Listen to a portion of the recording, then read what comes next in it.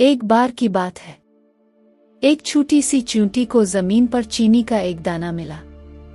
वो बहुत खुश हुई और इसे उठाकर अपने घर ले जाने लगी। दाना उसके लिए बहुत भारी था। वो थोड़ा चलती, फिर रुक जाती, फिर दोबारा कोशिश करती। रास्ते में एक टिड्डा इसे देखकर हंसने लगा। इतनी सी हो, इतना बड़ा दाना कैसे ले जाओगी? छोड़ दो, चींटी ने मुस्कुरा कर कहा।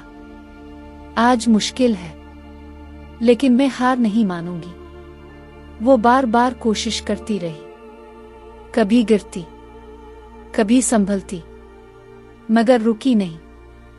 आखिरकार वो दाना अपने घर तक पहुंचाने में कामयाब हो गई। टिड्डा हैरान रह गया। चींटी ने कहा, जो मेहनत से नहीं डरता, वो कामयाबी से भी महरूम नहीं रहता।